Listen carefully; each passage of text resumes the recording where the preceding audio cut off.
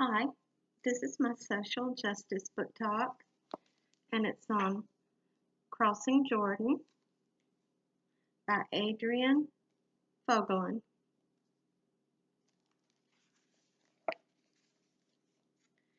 Daddy held out his hand. Get another one of those nails. This fence is awful big, I said. Good fences make good neighbors, he said, and gave the nail a whack. But we won't even be able to see the new neighbors with this fence in the way. I pulled my hair back and lifted it to cool my neck.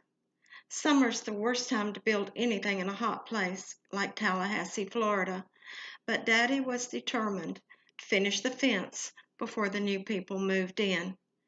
If they stay out of our business and we stay out of theirs, we'll get along fine, he said. The for sale sign on the house next door had hardly been up a week when Mama told us she had heard that a black family had bought the old Faircloth place. Daddy brought his fist down on the table and the supper glasses jumped. Place is going to go downhill, he said. Crossing Jordan by Adrienne Fogelin is realistic fiction. I would recommend it for grades 6 through 8.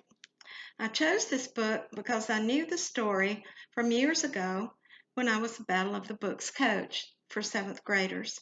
Students who read the book often used it as an example in class when we were discussing novels such as Huckleberry Finn. They compared the discrimination in both books. Crossing Jordan is more current, so they could identify with the book more readily.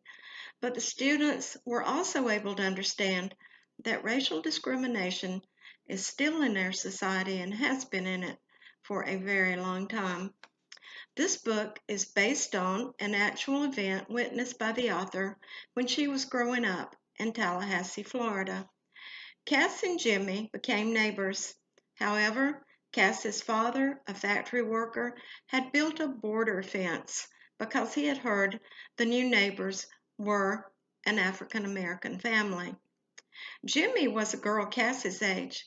Her mother was a nurse, and there was a small baby and a grandmother character. She was the voice of reason and humor in the novel.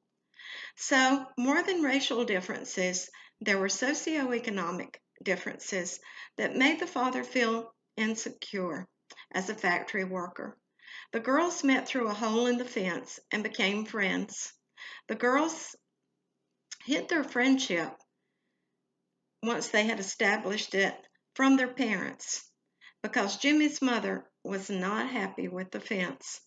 The generation gap between the girls and their parents becomes evident through a series of events, both humorous and life-threatening. So, more reason to keep the friendship secret. The girls find a book titled Jane Eyre, and they bond over reading the book together.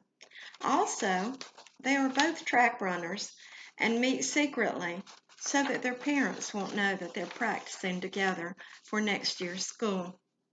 They named their team Chocolate Milk and vow to beat everyone in the track meets, and they practice and practice.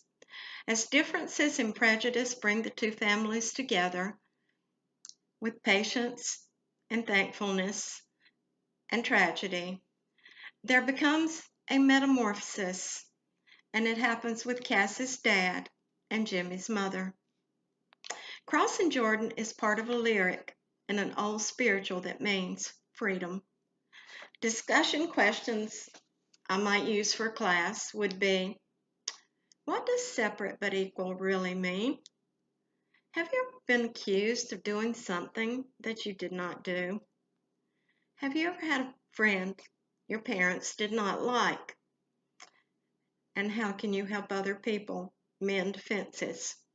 This novel could be used in many subject areas like literature, language arts, social studies, and physical education, which promotes tolerance and cultural respect for all of our differences.